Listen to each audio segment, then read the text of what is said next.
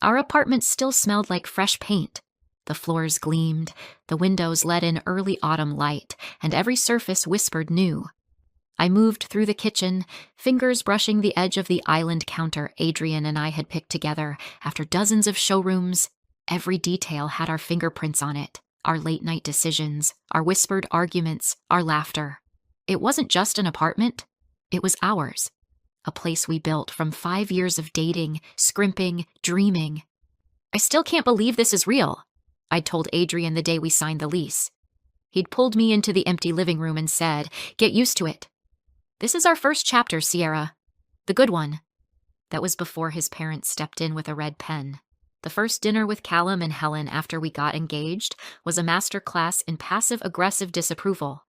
Their home, a sprawling glass estate tucked into a private hilltop, felt less like a house and more like a luxury showroom that despised fingerprints. Everything was cold and curated, including them. Callum, sharp-jawed and sharper-tongued, opened with, "So, Sierra, your father's a doctor, correct?" "Yes," I said. "Orthopedic surgeon." "He opened a clinic a while ago." Helen leaned in, dabbing at her lipstick. "And your mother works with him?" "She runs the administrative and financial side." Helen blinked slowly. "Interesting. I always thought physician households had the luxury of one parent staying home." "She likes working," I said. Callum poured wine. "Or maybe your dad's practice isn't as profitable as we'd assumed." Adrian shifted in his seat. "Dad, come on." Callum raised a hand.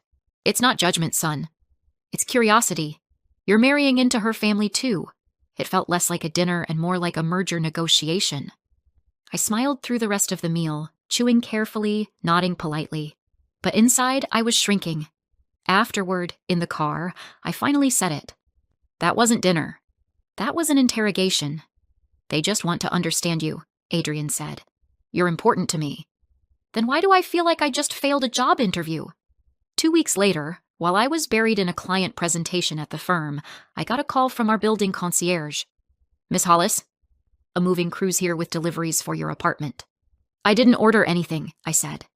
When I got home, my stomach dropped. Our apartment was packed with pale pink furniture, gauzy curtains, a gilded mirror taller than I was, and a velvet fainting couch no sane person in the 21st century should own. Adrian stood in the center of it all, mouth agape. "This wasn't us," he said quietly. Then came the knock. Callum and Helen waltzed in, beaming. "Surprise," Helen sang. "We thought we'd give you a head start on the honeymoon suite." Wait. "You bought all this?" "Custom ordered," Callum said. "Imported. Italian craftsmanship." "We already picked our furniture," I said, trying to sound neutral. "Well," Helen said with a tisk, "your taste leans minimal. We wanted to elevate the aesthetic." "You're a married couple now," Adrian stepped forward. "Mom, you should have asked us." "Oh, stop," she waved him off. "This is a gift." "You're welcome." 3 days later, I received the invoice. $21,480, billed to me. Not Adrian, not gifted. My name, no payment plan, no warning. I brought it up over brunch, politely. "Callum, I appreciate the gesture, but I can't afford this furniture." And I didn't ask for it. Callum leaned back, fork pausing midair. "You think I'd bill you if I didn't expect you to pay? But you said it was a gift." "A wedding contribution. If you want to live like a Hollis, fine. But we wanted you to have something better. That comes at a price, which you sent to me. We upgraded your lives. Try saying thank you-y." I looked at Adrian. He looked away. As the wedding approached, Helen started popping in. Once with new throw pillows, once to inspect the flatware, once to replace our welcome mat with one that read, "The Bennetts." I hadn't even changed my last name yet. Each time, she brought a smile and a correction. "That dress might wash you out. Maybe skip the vows and do a reading instead. Don't have your father speak too long. He tends to ramble." I bit my tongue until it bled. But on the morning of the wedding, I snapped. I was in the bridal suite, standing before the mirror, when Helen walked in unannounced. She eyed my gown, simple, elegant, sleeveless, with undisguised distaste. "Well, you clean up better than I expected." I ignored her. "Let's keep today tidy," she said, smoothing the already smooth bedsheet. "No speeches from your father about grit and family loyalty, please. Callum's been rehearsing his toast for weeks. I turned to face her fully. Excuse me? She raised her eyebrows, as if daring me. I said, let's not make today awkward. You mean, let's not let me be myself. Helen offered a flat smile. Be gracious. That's all. I folded my hands, heart thumping. This is my wedding. Not your gallery showing. You don't get to curate my emotions. Her smile vanished. I stepped forward. And if you or Callum want a silent bride, you picked the wrong woman. I've smiled, nodded, and paid your invoices. I've let you rearrange my apartment, my time, my wedding. But this is my line. The air between us tightened. I'll give you one chance, Helen hissed, suddenly venomous. Don't test me, Sierra. I already did, I said. And guess what? I passed. She left without another word, slamming the door so hard the mirror rattled. I stood in the silence that followed, hands trembling, but not from fear, from clarity. This wasn't a ceremony anymore. It was a reckoning.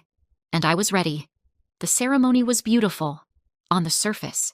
Gold leaves danced through the breeze, violins played softly, and rows of elegantly dressed guests watched with tender eyes as Adrian and I exchanged vows under an arch of dried eucalyptus and autumn roses.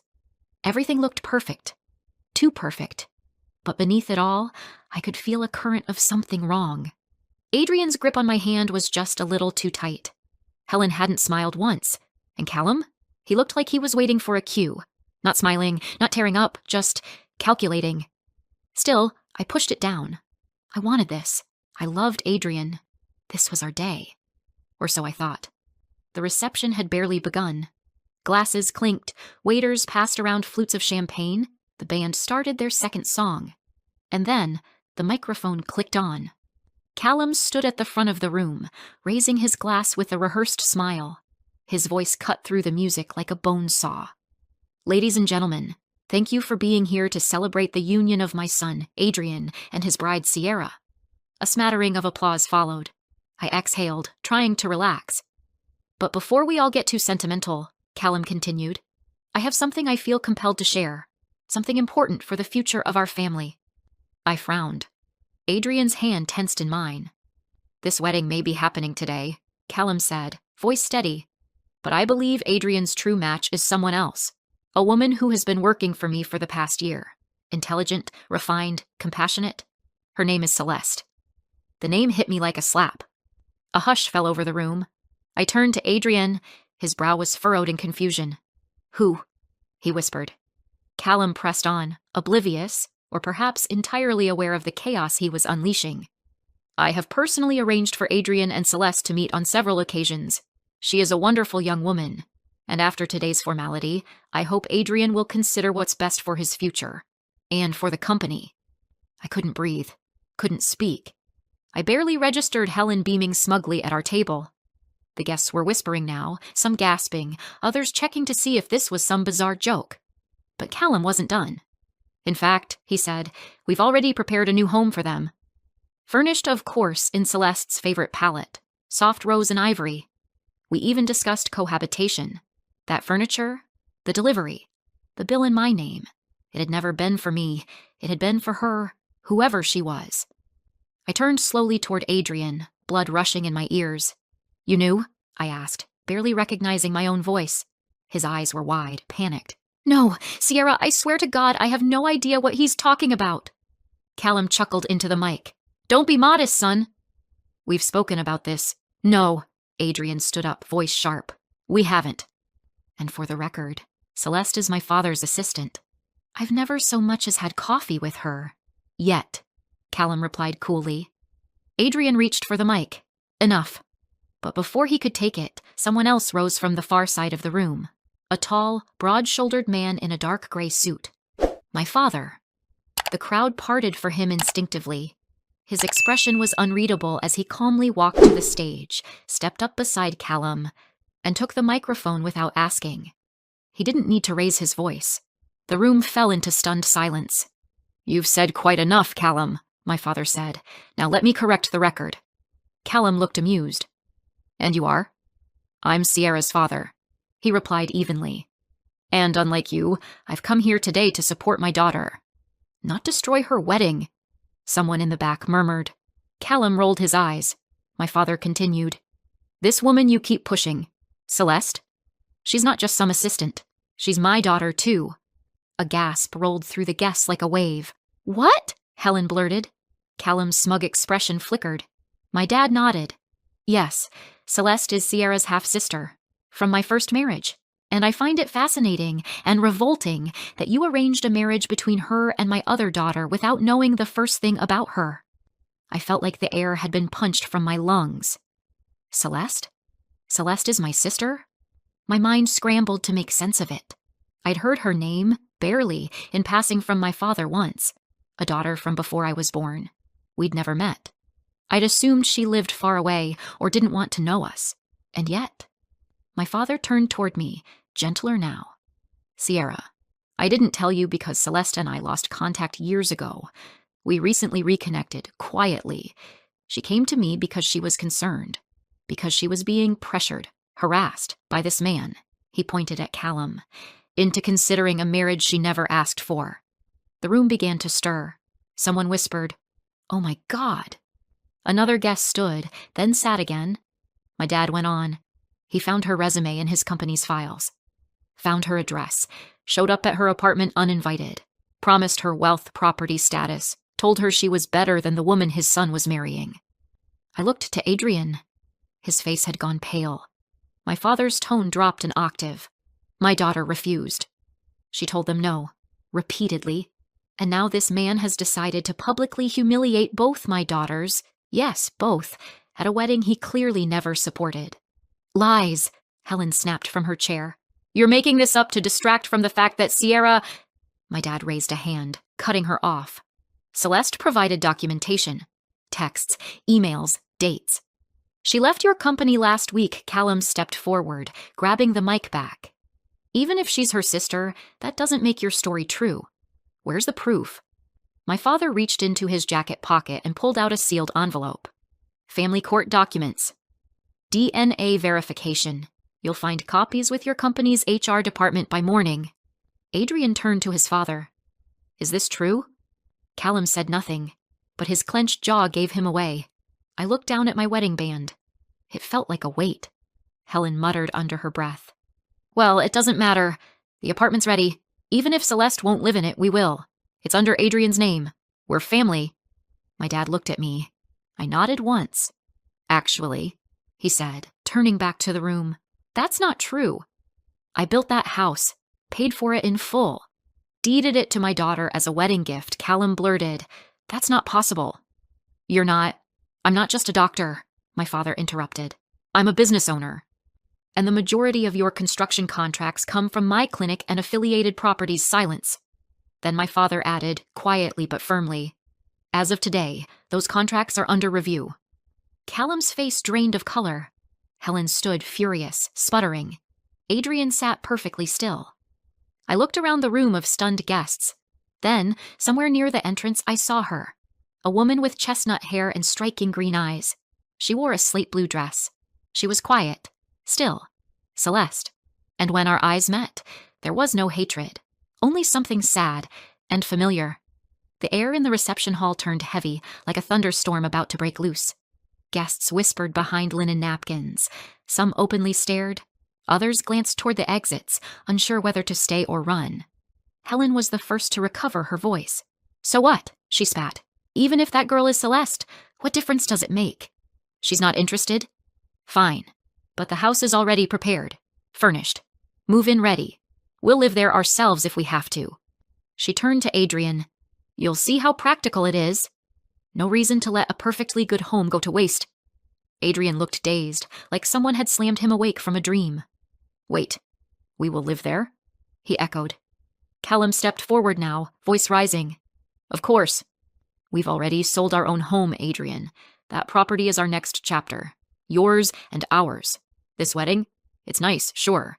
But real life comes next. And that means legacy. Structure. Order. He looked around at the guests, gesturing dramatically. This whole day is symbolic. But that house is what anchors the future. And if Celeste won't be part of it, then Helen and I will take our rightful place. The gall. The audacity. I'd never seen anything so brazen. So entitled. Adrian blinked, as if trying to compute the words. You mean, you plan to live with us? Helen gave a thin-lipped smile.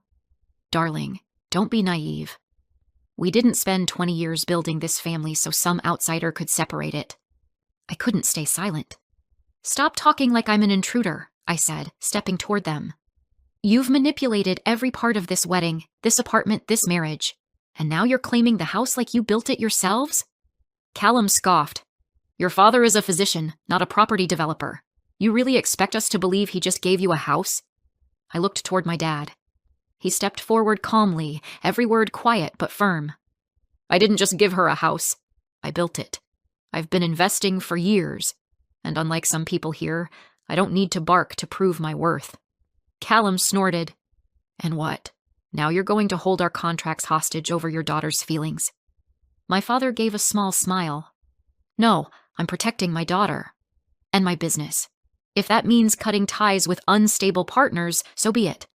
Someone near the back of the room stood up. He's not the only one, the man said, voice sharp.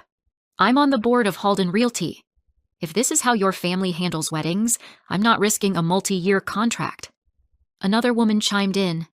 We were considering a deal with Bennett Construction next quarter. We'll be revisiting that. Murmurs spread like wildfire. Callum paled. He stepped toward the mic again, desperate now. Everyone just calm down. This is a personal misunderstanding, nothing to do with business. You made it public the moment you took that mic, my father interrupted. Adrian looked between his parents and me, then back at Celeste, who was still quietly standing near the doors, watching. He stepped forward, his voice steady. I believe my wife. My breath caught. Adrian turned fully to Callum. You lied to me. You tried to sabotage our marriage before it even began. And for what? A prettier assistant? A more suitable woman? You didn't even realize you were trying to set me up with Sierra's sister. Helen gasped. Watch your tone. No, Adrian said. You watch yours. The room went completely still. Adrian took my hand. I'm sorry, he said quietly, for not standing up sooner, for letting them bulldoze you. Us, I nodded once, tightly. He turned back to the room. As of today, I'll be restructuring Bennett Construction. My parents will step down. Indefinitely, Callum's eyes widened. You can't. I already spoke to the board. They've seen the numbers. They know you've been absent for months, missing deadlines, mismanaging contracts.